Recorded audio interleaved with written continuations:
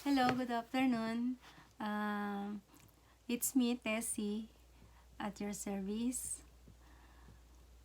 Um, I'm not going to cook today and at wala po ako sa kitchen.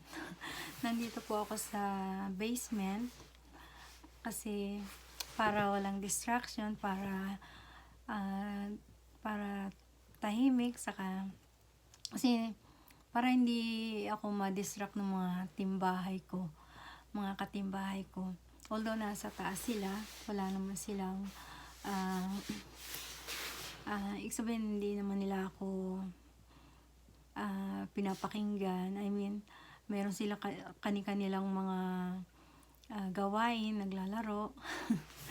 Kaya meron akong freedom to say something in this video. Kanina, actually, this is my second time today. Although, nagkaroon kasi ng konting na mali ako na kasi yun nga, isang lesson na rin sa akin na kapag magre-record ka, make it sure na fully charged yung yung gamit nyong let's say cellphone or iPad, laptop, ganyan. So kanina kakaras ko kasi tanghali na ako nagising. Gusto ko po kasi na makapag-video na sa inyo. Lobat po. Ayun, nagkaroon ng konting mag-uulit tuloy ako.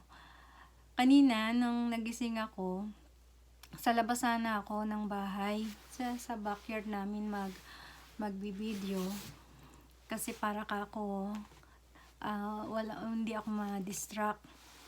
Although tulog pa naman yung mga katimbahay ko. Kaso super windy kanina, dyan sa labas namin. Ang lakas ng hangin, natutumbay yung natutumbay tong stand ng ko, yung tripod ko. Kaya umakyat ako dito sa taas and then bumaba nga dito sa basement. Naisip ko, mas mainam sa basement kasi tahimik. Although medyo maginaw din, kaya naka-jacket pa ako. Saka isa pa, wala si kanina dahil may pasok siya. Then dumating na siya ngayon kasi pero nasa taas siya, sabi ko mag-YouTube ako. Sabi niya, bakit daw? Anyways, maganda po yung topic natin ngayon. Yung nakaraan, 'di ba, about COVID. I'm sure mayroon naman itong magandang naihatid sa inyo yung pag-share ko at alam ko na ino-open niya naman to at pinapanood, hindi lang basta nila like kasi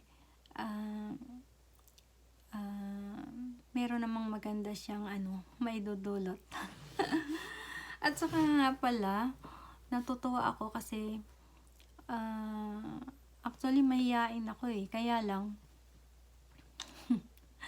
ewan ko ba, parang biglang pinaisip sa akin ng God na gawing makabuluhan o gawing useful yung mga FB account ko, YouTube account, para siya yung maging useful, hindi lang basta may maipost. Kaya natutuwa talaga ako dahil binibigyan ako ng God ng wisdom at saka ng courage, and then ng lakas ng loob. Kaya hopefully and prayerfully alam ko na magugustuhan niyo yung ating segment. Anyway, ang topic po natin ngayon ay napapanahon, kaya gustong-gusto ko po talagang makapag-video sa inyo.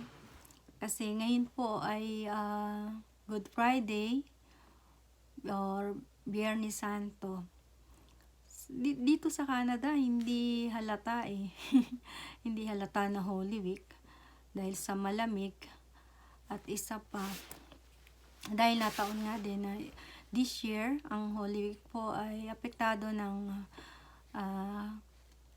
COVID-19, no? May crisis tayo, hindi pwedeng lumabas ng bahay. Kailangan nasa loob ka lang ng bahay. So, yung mga pag-aaral ay talagang by social media. And then, kaya nga po, ay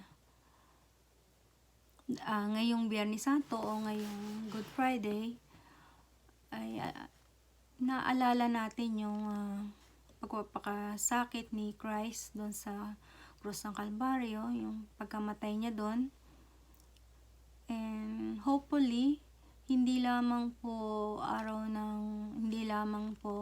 Lenten season or Holy Week natin ito maalala, kundi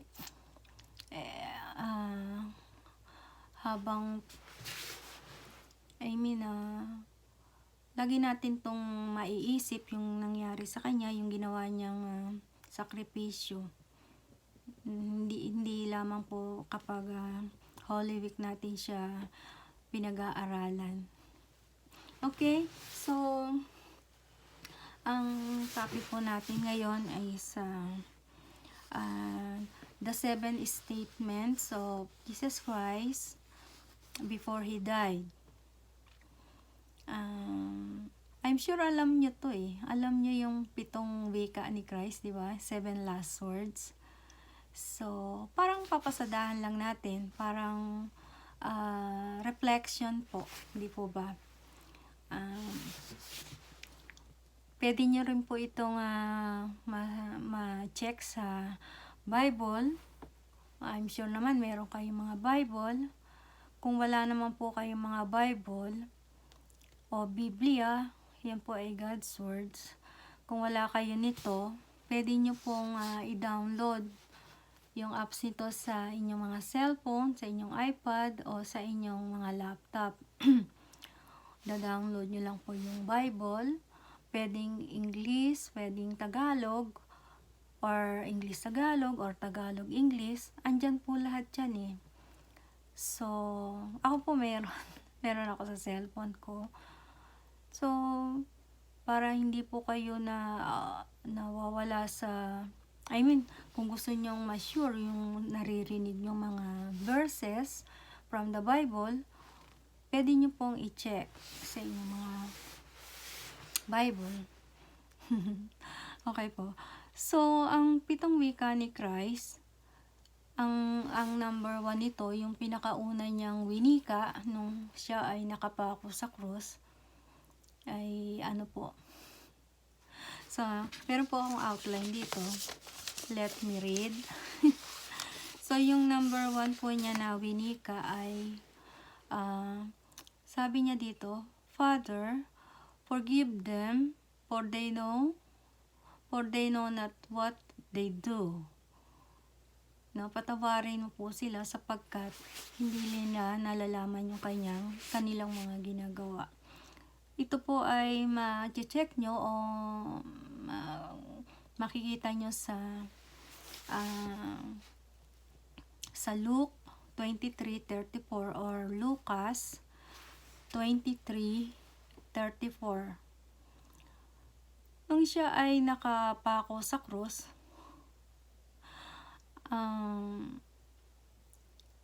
siguro kung tayo po yung ipapako sa krus o tayo nakapako sa krus, siguro hindi na tayo makakapag-isipan ng kung ano-ano eh. Di po ba? Isipin lang natin kung paano kaya ako makakababa dito, paano kaya ako yung pagkakapako ko, paano parang napaka-imposible, di po ba?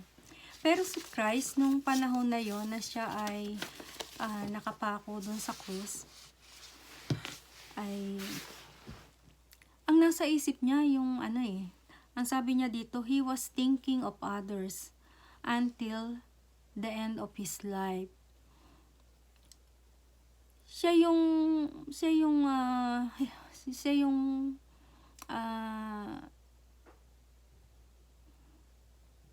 tao pagkat siya ay nagkatawang tao.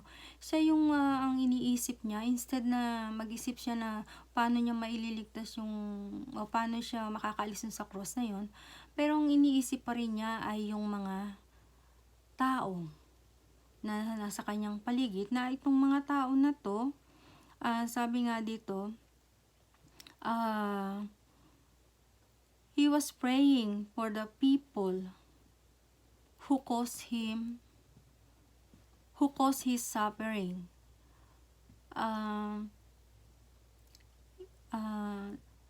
Habang na-experience niya yung horrible pain of crucifixion, ang nasa sa isip pa rin niya yung mga tao na to na naging cause ng kanyang suffering, ng kanyang paghihirap. Ganon siya, ganon ang Lord. Yun pa ring mga tao ang kanyang nasa nasa kaisipan niya, nasa pag-iisip niya. Kaya nanalangin siya sa God the Father, ang sabi niya, forgive them, for they know not what they are doing. Hinihingi niya ng patawad yung mga tao na yun sa God the Father. Parang wala lang sa kanya yung ginawa ng mga tao na yun. Nandun pa rin yung concern niya, yung deep concern niya sa kaligtasan ng mga tao na yun. At siya lang makagagawa nun, kasi ang kaligtasan po o yung salvation, pang individual po yan eh. Hindi po natin magagawa. Let's say ako, ipagpipray ko yung kaibigan ko na maligtas siya.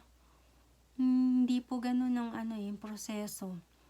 Ang kaligtasan po kasi ay pang sarili. Ikaw at ang Diyos ang nakakaalam.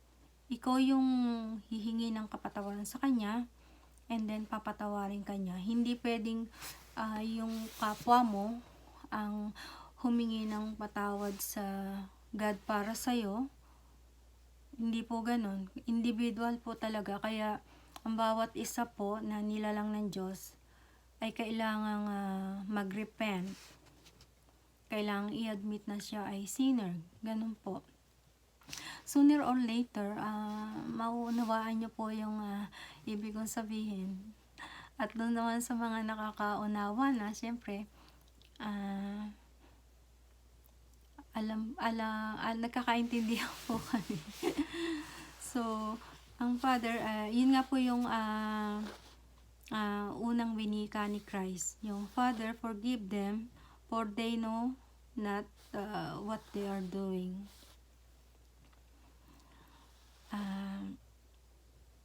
Kaya mapalad po tayo dahil merong isang Jesus na napako sa krus para po sa iyo, para po sa akin, para po tayo magkaroon ng kaligtasan. So yun po yung unang winika niya. Naihip na po ba kayo? So ang ikalawa pong statement ni Christ ay ano po yun? So, ang ikalawa po ay sabi niya, today, you will be with me in paradise. Ito po ay nakasulat sa Luke 23:43. Si Christ po ay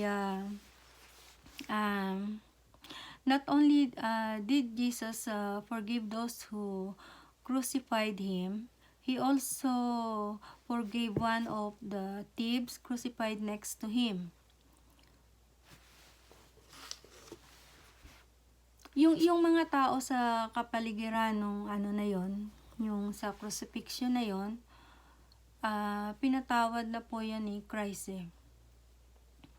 Dahil hiningi nga po niya yon ng kapatawaran sa God the Father. So may power po talaga na ang God ay magpatawad. Ito pong tatlo po silang nakapako sa cross, di po ba? Siya yung nasa middle. Yung isa ay kung ano-ano pa yung mga sasabi sa kanya, mga blasphemy, ay itong isa naman na nasa tabi niya ay nakita niya. Although itong dalawa na to, no, itong dalawang ito na nakapako sa cross, kasama po siya, yung dalawa na yon sa na dahilan kung bakit si Christ ay napako sa cross. Kasama rin sila dun sa grupo. Although sila po yung napako dun sa kasama niya dun sa cross. Pero itong isa, yung isang nakapako, nakita niya yung pagkakamali niya, nakita niya yung mga kasalanan niya. Di po ba yung iba na mga, yung parang nasa bingit na sila ng ng kamatayan, yung very critical na, di po ba sila yung nagpapatawad, tapos sila rin yung humihingi ng tawad, ganyan po, di po ba? So ito pong nakapako sa cross na to, naisip niya na yung kanyang mga kasalanan, na maling-mali siya, na si Christ ay kanyang ginawan ng mga bagay-bagay para siya ay mapako sa cross. Kasi pare-pareho po sila ng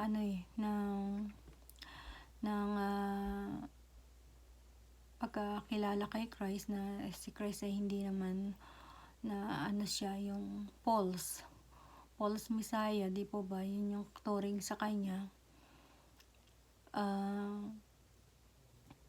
Nakita niya yung kanyang pagkakamali, tapos inamin niya na siya ay makasalanan, tapos ay nagrepent siya. Nandun po yung humingi siya ng tawad, nagrepent siya. So ano kaagad yung naging response ni Christ dun? Di po ba ang response niya, ano nga yung sinabi niya? Sabi niya ay, "Today you will be with me in paradise." Siya lang po yung may power ng ganun eh, di po ba? Ganun si Christ. Ganun siya, na once na dun po pumapasok yung salvation eh. So itong ikalawang statement niya, once na ikaw ay inadmit mo na ikaw ay makasalanan, ikaw ay nagsisi, nagrepent ka, and then tinanggap mo siya as your Lord and Savior, dun ka magkakaroon ng salvation. Dun po papasok yung magkakaroon ka ng everlasting life, at hindi ka na kapag once na ikaw ay binawian na ng buhay, ay hindi ka na sa hell mapupunta, kundi sa heaven ka na. Malawak po kasing usapin to eh, yung sa salvation, pero sooner or later ay po natin yan, maitatats po natin yan, how paano ka magkakaroon ng salvation. So, maliwanag po dito sa kanyang ikalawang statement na once na ikaw ay gaano man ka laki yung iyong kasalanang nagawa sa kanya, kapag ikaw ay inadmit mo ito na ikaw ay nagkasala, ikaw ay makasalanan, tapos pinagsisihan mo, tapos tatanggapin mo siya, yun po yung mga way para magkaroon ka ng salvation.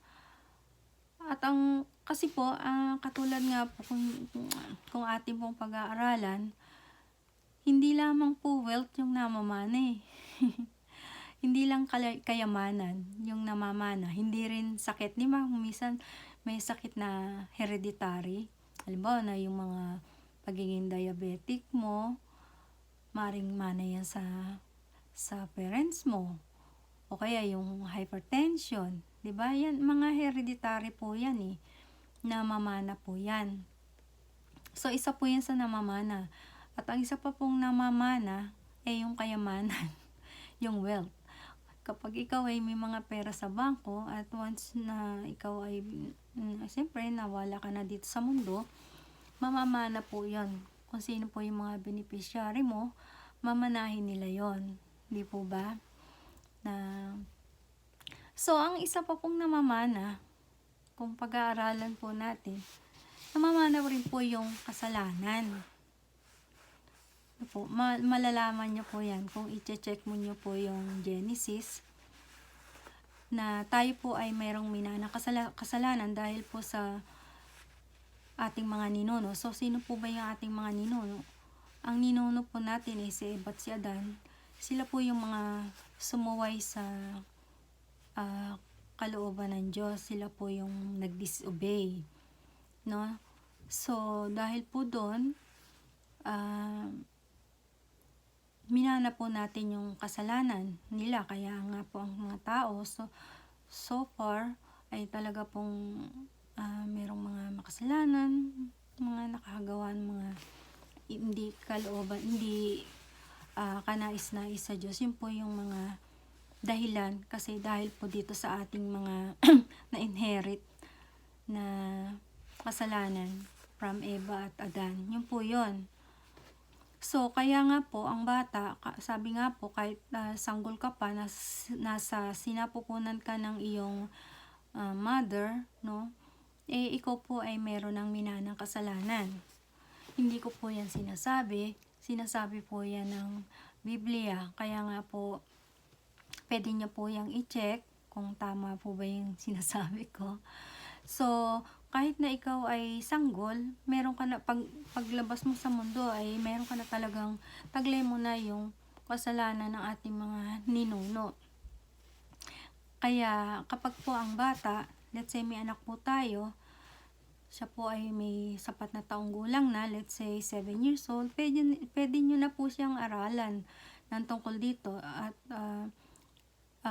hanggang sa paglaki niya, tataglay niya, ano niyo po siya para po ipa-admit sa kanya na siya ay meron naman po kasing madaling mag-mature na bata, madaling makaunawa na ganito ganyan, na kailangan matanggap niya si Christ na Lord and Savior. Yan, papaunawa niyo po. So, makakatiyak po kayo na yung anak niyo ay meron na siyang salvation.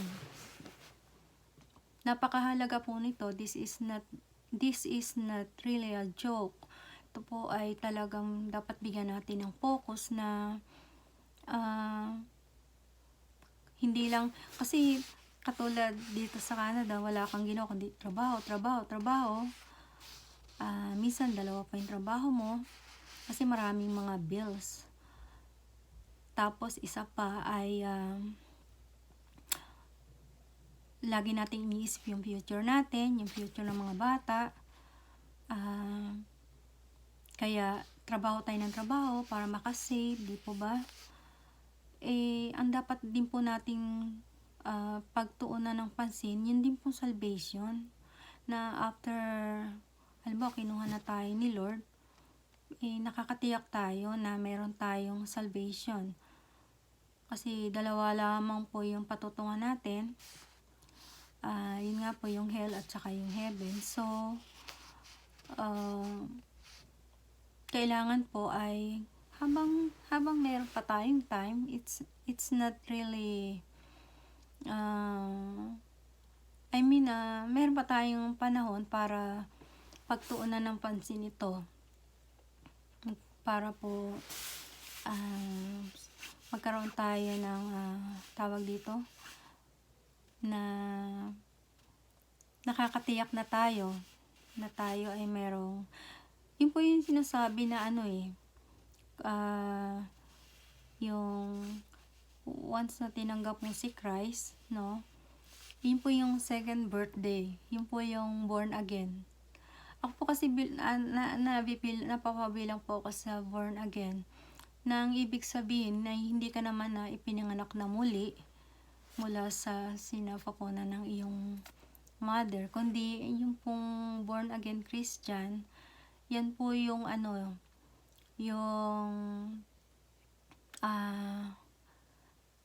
nagkaroon ng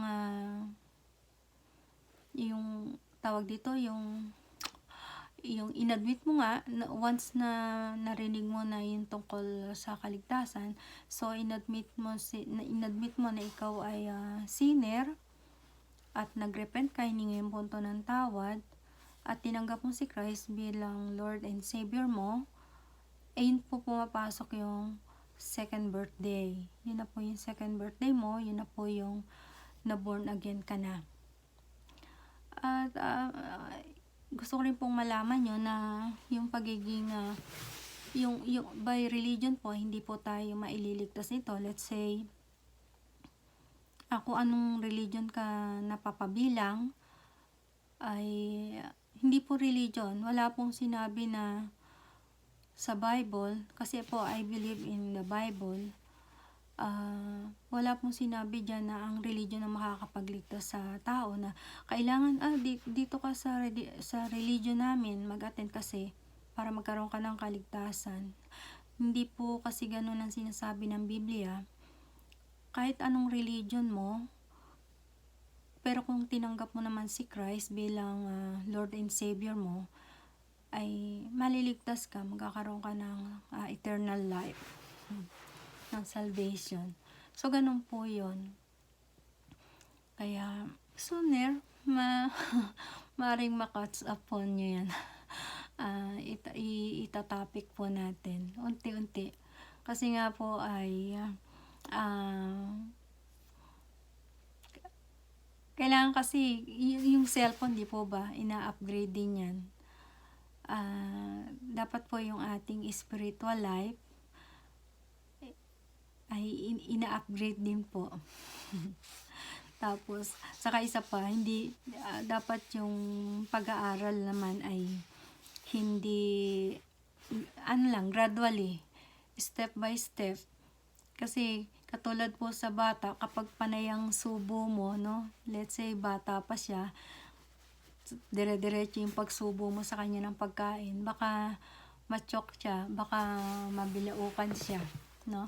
Kahit po yung mga elder natin na hindi na sila makakain by their own, susubuan na lang sila. So kailangan po dahan-dahan lang, kasi baka po yun nga, baka mabilaukan.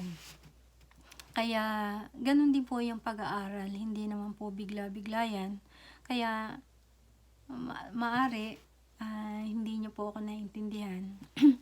Pero sooner po magkakaintindihan din po tayo. Okay po ba? So siguro naman hindi pa kayo nainip, no? 7 lamang po ito at nakakadalawa na tayo. Yung pong isa, ano nga po yun? Yung mapatawarin po sila sapagkat hindi nila nalalaman ang kanilang ginagawa. And then yung pangalawa, ngayon din kakasamahin kita sa paraiso po. Yun yung today you will be with me in paradise.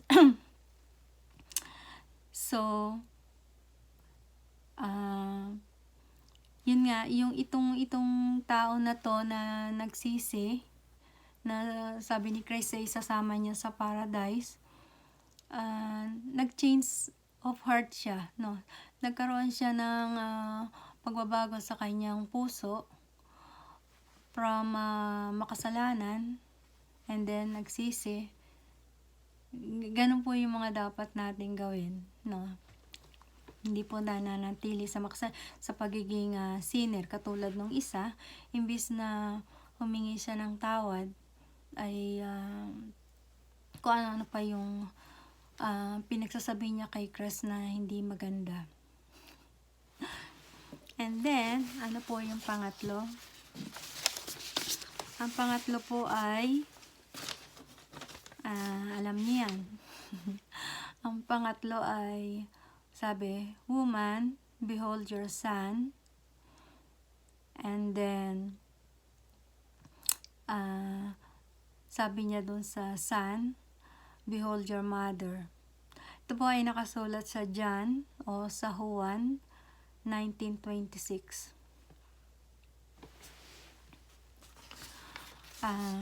Sabi po dito, as Jesus continued to suffer on the cross, his mind was still upon others. Si Christ, no? Nandun, nakapako nga siya sa cross, pero ano yung nag-ano siya, hiningi niya ng tawad yung mga tao. And then yung pangalawa, pinatawad din niya. Sabi niya ay isasama niya sa paraiso. At ito namang pangatlo, no, nakita niya kasi sa nakapako siya sa cross, nakita niya itong mother niya sa laman po, in flesh, si Maria. Then nakita rin niya yung si John. So, siguro kung ikaw at ako yung nakapako sa cross, hindi mo na maiisip pa itong mga to, hindi po ba? Ang iisipin mo na lang, paano ka makakababa doon, paano matatanggal yung pagkapako sa'yo. Pero si Christ, hindi po. Iba po siya. Andun po talaga yung deep concern niya sa sa mga tao.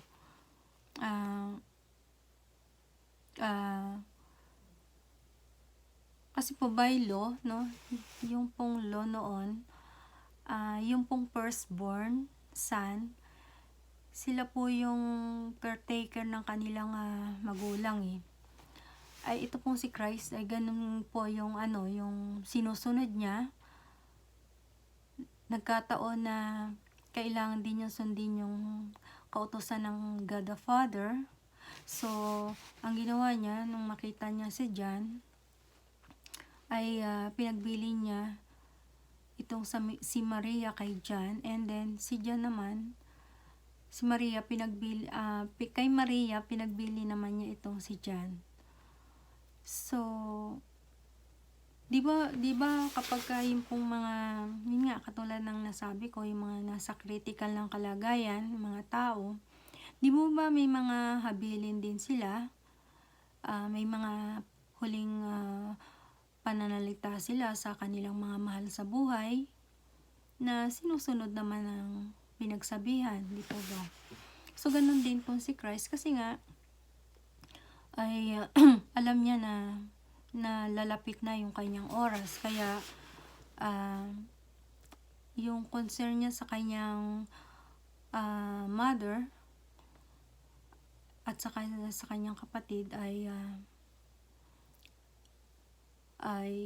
kung ano yung nasa sa loob niya, sinabi niya iyon, no, hinabilin niya. Itong mga pangyayari na to ay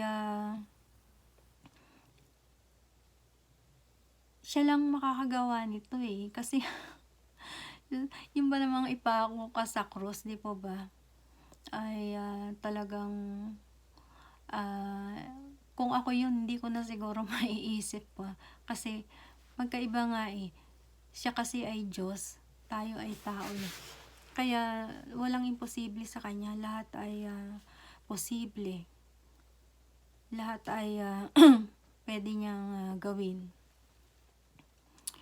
So, doon na po tayo sa pang-apat, kasi baka naiinip na kayo.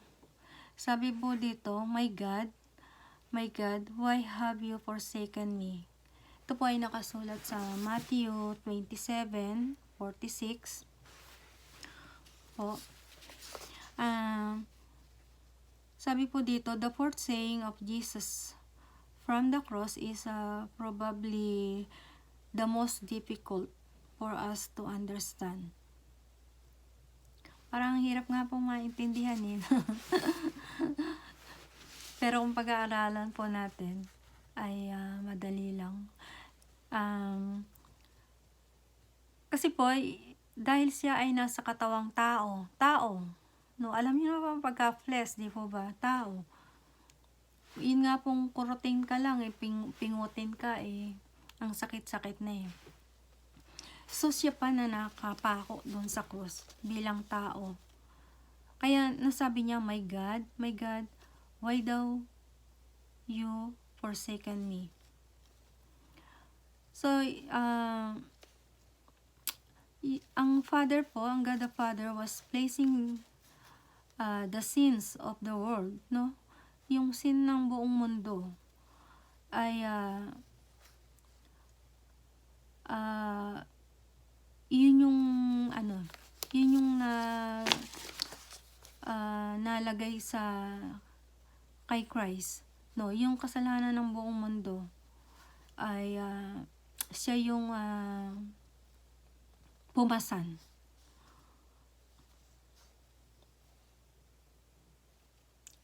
Siya yung tao na walang bahid ng kasalanan. Siya po yung super linis. Pero ang mga tao po ay punong-puno ng kasalanan, ng kasamaan. So, lahat po yun pinasan sa Kanya. Kaya, para lamang tayo ay magkaroon ng kaligtasan. Dinala niya po yung lahat. Kaya, mapalad po tayo dahil napakabuti po ng ating Diyos. Sinugo niya yung kanyang buktong na anak upang tayo at ako ay magkaroon ng kaligtasan. Jesus was suffering the pain and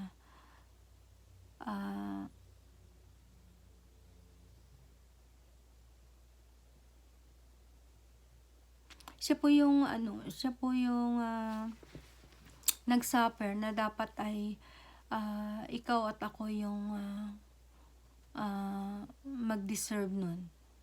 Kasi hindi po siya hindi po siya karapat-dapat na mapako sa krus eh. Hindi po. Dapat po tayo yan eh. Kaya lang dahil sa pag-ibig niya sa sanlibutan, siya po yung nagpasa nun ng ating mga kasalanan. Siya po yung naparusahan instead na tayo po. Kaya kung tatanggapin po natin siya na Panginoon at tagapagligtas, magkakaroon po tayo ng salvation. Yun po yung yung pang-apat. So, 3 na lang. So, ang ika-5 po ay sabi niya ay thirst. Nauuhaw ako. Ito po ay nakasulat sa John o Juan 19:28.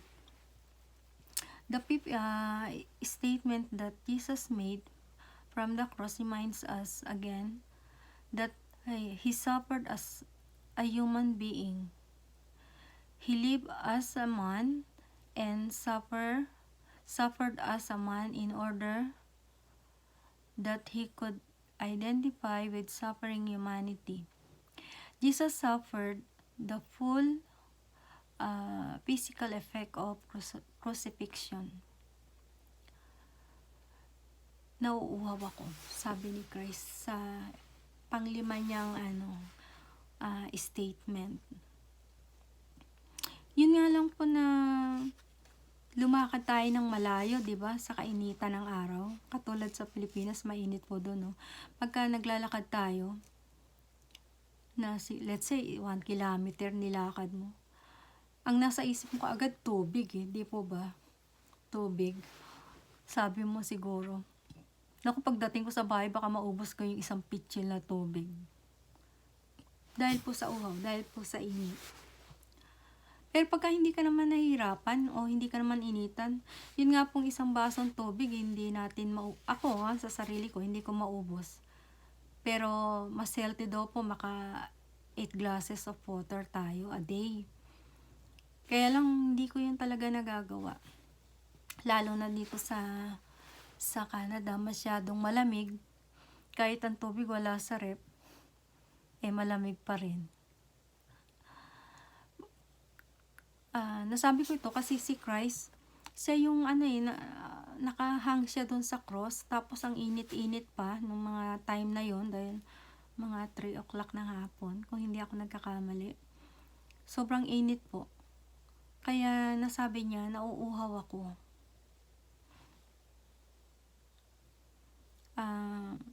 Nasa po kasi siya nasa katawang tao po siya that time. Kaya lahat talaga ng hirap ay naranasan niya. Kung napanood niyo po yung Passion of Christ, ako po nung minsan, nung mga last sa Holy Week, gusto kong panoorin yun. Pero I don't have the nerve para panoorin yun.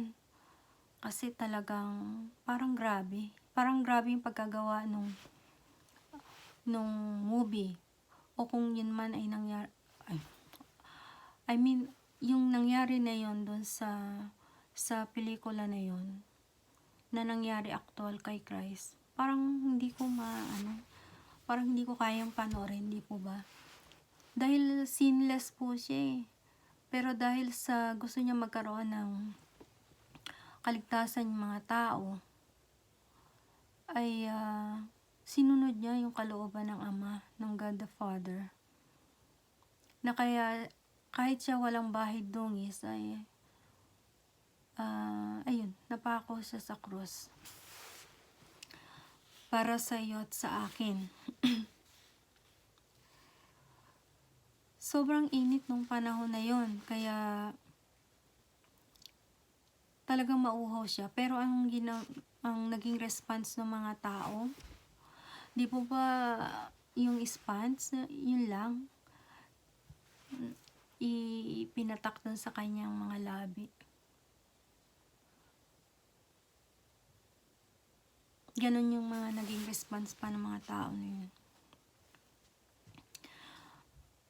Kaya nasabi niya, nauuhaw ako.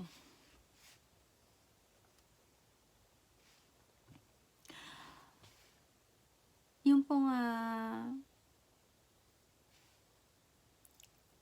kung palalawakin po natin, no, yung I thirst, kung hindi literal na pag-aaral, pwede rin po nating possible na si God po ay nauuhaw sa atin Possible na nauuhaw siya sa pagmamahal ng mga tao. Kasi I believe na nung mga time na yun, hindi siya nakaranas ng tunay na pagmamahal sa mga tao na nakapalibot sa kanya. Instead ay inalipustapo po siya, di po ba? So, possibly na isa rin yung sa dahilan ng kanyang pagkauhaw. Aside from real water, no, sa tunay na tubig, nauuhaw siya, ay nauuhaw po siya sa pagmamahal ng mga tao. Yun po yung isa na kinauuhawan niya. Yun po yung ika-5. So, yung ika-6, no? Second to the last, wow. Sabi niya, alam niyo to, alam niyo rin to. Ano po? So, sabi niya, natapos na. It is finished. Ito po ay nakasulat sa John 19:30. 1:19:30. The sixth statement from Jesus while on the cross was a cry of victory. Paano po yun? Parang paano may sabihin nun? Parang ibig lang sabihin, kung pag-aaralan natin, It is finished. Natapos na. Sabi nga, what was finished? Ano yung natapos na? Ano yung natapos na ni Christ? Bakit niya nasabi to? No? Sabi dito, as we consider the life and ministry of Jesus, we can think of several things that His death made complete. Parang it is finished. Natapos na. Na-complete niya na. No? Yung pinapagawa sa kanya ng God the Father. Jesus finished the job that the Father gave to Him to do. Kung ano po yung sinabi sa kanya ng God the Father, yun po yung natapos niya na. Yun po yung ika-anim na utos. Ika-anim na statement ni Christ. Wala naman ako sa 10 utos. Ano po? Yun po yung ika-anim na statement niya. It is finished. Sabi nga, what was finished? So, ito po yun. Yung una po,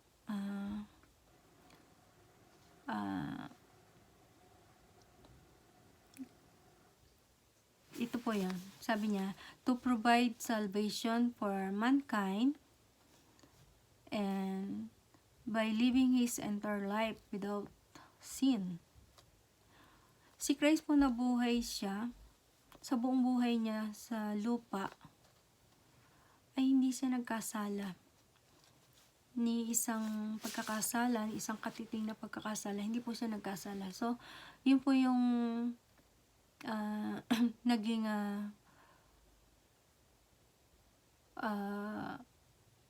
siya. Siya lang kasi makakagawa nun, yung sinless, yung walang kasalanan. Tapos po, so yun po yung yung isa yung natapos niya na. And then pangalawa, sabi po dito, Jesus fulfilled prophecy, the predicted Messiah had come as God promised. Di po ba kaya tayo may Pasko, yung sineselebrate po natin ng December 25? So, yun po yung prophecy na si Christ ay ipapanganak para po iligtas yung buong mundo, karoon tayo ng kaligtasan. So, nangyari po yun, di ba? So, isa yun na tapos niya sa kanyang sinabi niya, it is finished. So, He fulfilled the prophecy. At na-accomplish niya po yun, yung salvation. Di po ba? So, the third one is Jesus achieved victory over the devil.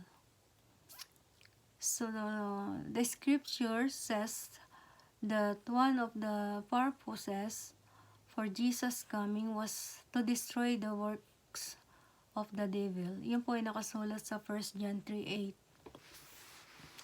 The authority of Satan had been defeated. No, napagtagumpayan po ito ni Christ. Natalo niya na itong si Satan eh. Kaya dapat mo wala ng power si Satan sa atin. Ibig sabihin, kung minsan sabi nga inuudyokan. No? Dapat po hindi po natin ibig sabihin, pagka mali yung ating ginagawa, hindi po galing sa Diyos yun eh. So, dapat po, kung na-defeat na po ni Christ si Satan, dapat po, i-defeat din po natin ito sa ating mga buhay. Once na sinunod mo siya, let's say, ayoko sanang magbanggit ng mga halimbawa po, yung may konti kayong pera, susugal nyo pa. So, hindi naman po gadang di po ba? Bulong po yun ng devil sa atin, ni Satan. So, dapat po i-defeat po din natin yun. Magagawa lamang po natin yun by God's grace, by prayer po. Isa lamang pong halimbawa yun. Ano pa yung it is finished na sinasabi? Sabi dito, Jesus' suffering was finished. No? A fourth and final reason that Jesus said, it is finished, is with regard to his own suffering. Jesus spent over 30 years upon earth living among sinful men. He would no longer to suffer no more, it was finished. So for over 30 years, nakasama niya ang kasama niya mga sinner, di po ba? Yung mga taong mga makasalanan, masasama. Yun po yung nakasama niya. Tapos na lahat yun. Yun po yung mga sinasabi niya na it is finished.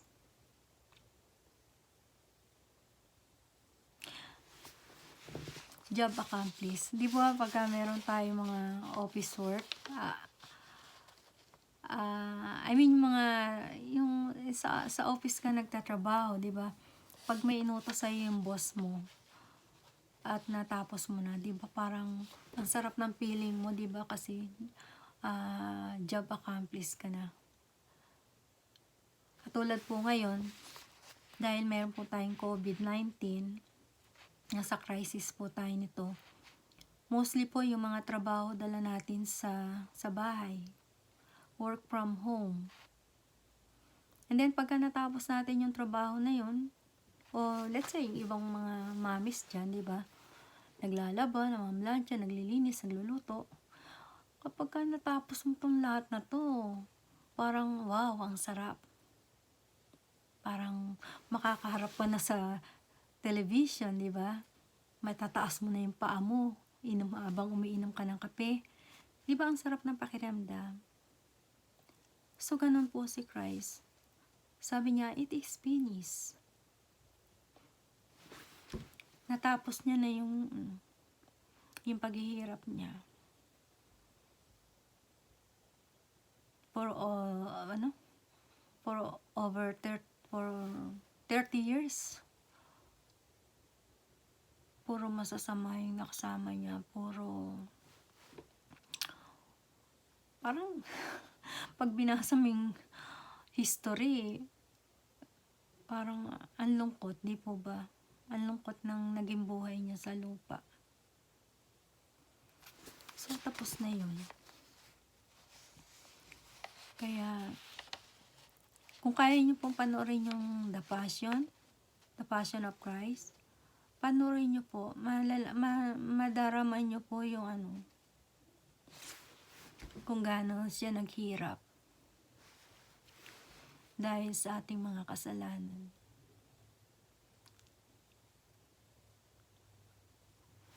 Maganda po. Very timely dahil tayo ay nasa bahay lang talaga, dahil hindi po ina-advise na lumabas ng bahay. Dapat po ay mag-stay lang tayo sa loob ng bahay. So, meron po tayong chance. Nasa atin po lahat ang chances para makapanood ng mga movies about yung mga about sa crucifixion. Para po ma-feel nyo din yung napipil ko. Natapos na ni Christ. And then, lastly, ano po yung pinakalas natin?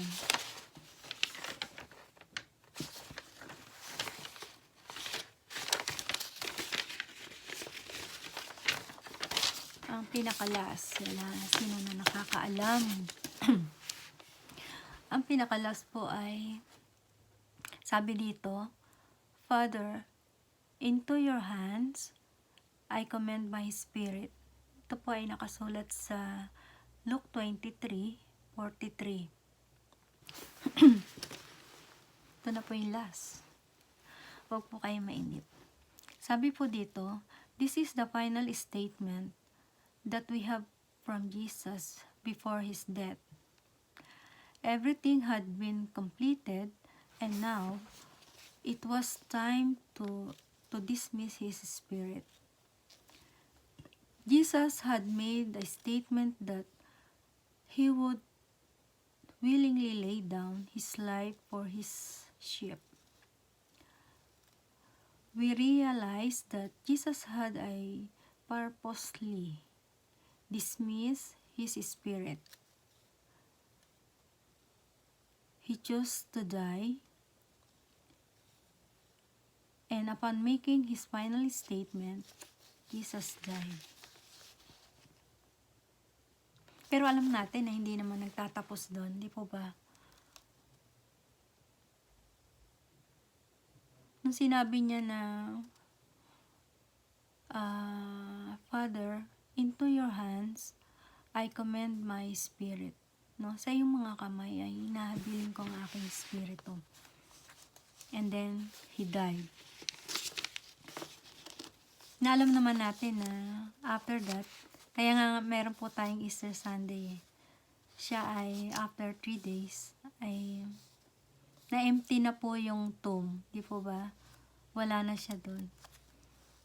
Nabuhay po kasi siyang muli. At yun po ay nasa na po siya. Nasa heaven na siya. Kasama na niya doon ang God the Father. At pinaglaan niya na tayo doon ng lugar.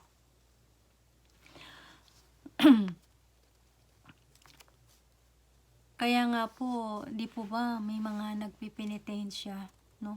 Related po doon sa It is Finished. Meron pong mga nagpipinitensya, nagpapapako sa krus. Meron po talaga, although hindi naman ako nakakapanood. Especially po sa Pilipinas. Meron pong naglalakad na dala-dala niya yung mabigat na cross, nakapaa, ang init-init, tas naghahampas sila ng ganyan, and then nga, nagpapapako po sa cross. Hindi po yun useless po yung ginagawang pagpapakahirap nun, kasi hindi naman po yun yung way of salvation. Hindi po yun yung sinasabi sa Biblia na pag ginawa mo yun, maliligtas ka na. Na kapag namatay ka, meron ka ng second life, meron kang eternal life, meron kang salvation. Hindi po yun yung proseso. Tinapos na nga po ni Christ na hindi mo na kailangan pang penitensya. And then after that, gagawa ka naman uli ng kasalanan. Then next year, Holy Week, magpapapako ka uli sa krus. Hindi po ganun. It's useless. No? Kailangan po ay sooner po malalaman nyo po, no? Kasi nga po sinasabi sa John 3:16 na kung tatanggapin lamang natin siya na Panginoon at tagapagligtas, yun, saka lamang po tayo magkakaroon ng salvation. Kinakailangan natin na na humingi ng tawad. I-admit natin na tayo makasalanan. Yun, isa po yun sa mga way para magkaroon ka ng salvation. Hindi na po kailangan yung mga penitensya. Ang sakit kaya nun. Ginawa na lahat ni Christ yan para sa atin. Yun nga lang, kailangan mo siyang kailangan mo humingi ng tawad sa Kanya. Sabi po dito sa summary, bago po ako mawala. The 7 statements Jesus made from the cross have far-reaching significance for us today. It was the supreme sacrifice that secured our salvation. His final words show us that we can have the utmost confidence in Him as our Savior. Yun nga po, ito na po yung yung supreme niya, sacrifice niya. na meron tayong confident tayo na meron na tayong salvation at meron tayo na siya yung ating Savior.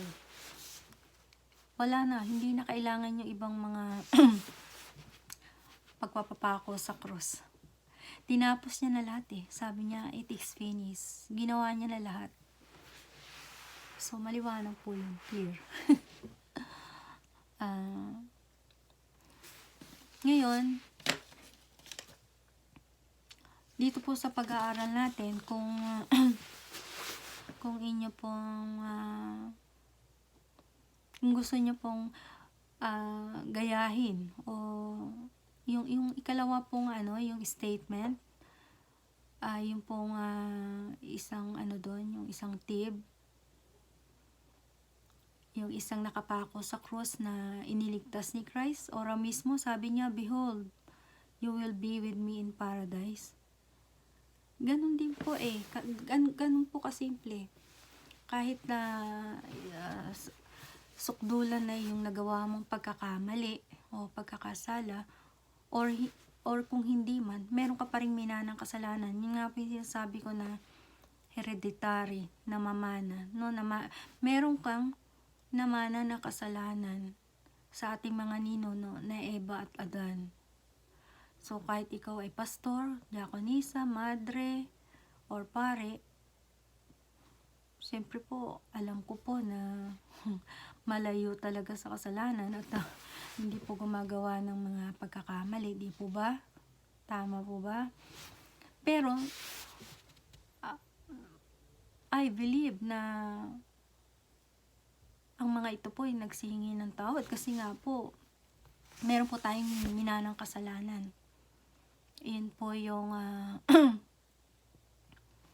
ginawa yung pag-disobey ni Eva at ni Adan. Minana po natin yun. Taglay-taglay natin. So, kailangan mo yun na ihingi ng tawad sa kanya. Kaya po, let's say, gusto mong ma-save, gusto mong magkaroon ng salvation, napakadali, magpipray ka lang. Ikaw at ang Diyos ang nakakaalam. Pwede kang pumasok sa room mo, o gusto mo mag-pray ka na bago matulog, sabihin mo lang, napakasimple na, Lord, I admit that I am a sinner.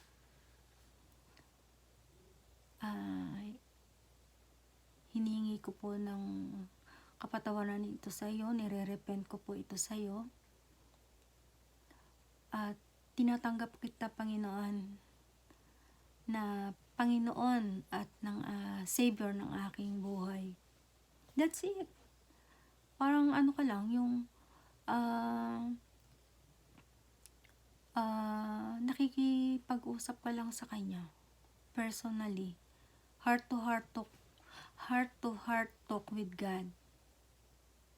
Kung hindi mo pa yung nagagawa, meron ka pang time, pwede mo itong gawin. Kasi ginawa ko na rin po yan.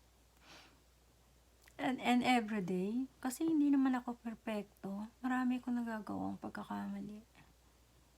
Pero alam ko na mali. Hindi katulad ng, ang mahirap yung hindi mo alam na mali yung ginagawa mo. Kasi hindi mo siya mahingi ng tawad eh.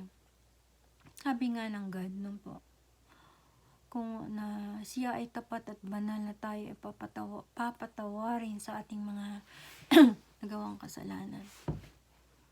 Kung ipahayag lamang natin. Kaya, yun. Pwede kang manalangin sa Kanya. Kahit anong religion mo. Sabi nga, hindi naman kasi religion na makakapagligtas. Kundi individually po ito, pang individual. You have to talk with God at sabihin mo sa Kanya, mag-ask ka ng forgiveness at papatawarin ka niya. Kung sa palagay mo naman na wala kang ginagawang mali, yun nga po, meron ka pong minanang kasalanan. So, kailangang ihingi po yun ng tawad. At saka isa pa, kung yung cellphone nga ina-upgrade di ba? Baka nasabi ko na ba kanina? So, kailangan i-upgrade din natin yung ating spiritual life. Huwag po tayong manatili na ganito, no? Na ganito yung paniniwala natin. Magsaliksik ka para malaman mo, no? Magpasa ka. Basahin mo yung, you can read the John 3:16. Andun na lahat yun. At saka yung isa pa. Kaya lang baka mabaliw ka, na kayo. Sabi nga, gradually lang ang pagsasabi. Yung isa pa, yung John 1:12. Check nyo lang po yan. No? John 3:16, John 1:12. Andyan po yan. And then yung mga sa susunod, tsaka ko na lang sasabihin.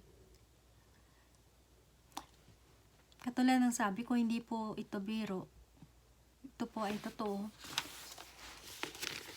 I'm not scaring you.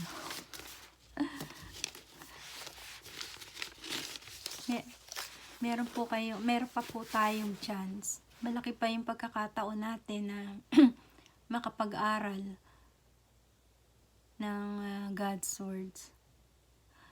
Alam niyo po, mapalad tayo dahil yung bansa natin hindi communist. Meron pong mga bansa na bawal sa kanila magbuklat ng Bible. Bawal yung mga Bible studies. Bawal po sa kanila. Hindi katulad dito sa atin, malaya tayo. Pwede tayong magganito yung mag-sharing. Pwede kang mag-Bible studies. Pwede kang mag-attend sa church. Pwede kang magsaliksik by your own. Mag-search ka. Pero sa iba, yung mga communist sa country, no. You cannot do it. So, habang meron tayong pagkakataon, meron chance, hindi lamang kaya ko to sinasabi dahil Holy Week, hindi po, natutuwa nga ako dahil binigyan ako ng courage ng God na magamit ko yung YouTube account, FB account, ganyan. Natutuwa ako. Sana kayo rin. Okay.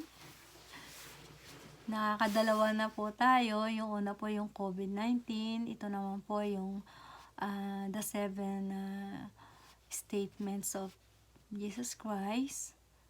And then marami po akong mga susunod. Sana po hindi ko sabing like nyo, kundi sana po mabasa nyo, mapanood nyo. Ngayon, kung meron po kayong chance na mag-click yung thumbs up, mas okay po, di po ba? Kasi parang lumalakas po yung loob ko na meron, hindi pala siya useless kasi meron namang nanonood, merong nakikinig, merong naaaralan, di po ba? Yan. For a change. Okay, bye-bye, and God bless you all. Thank you so much for listening, for watching. Until next time. Bye.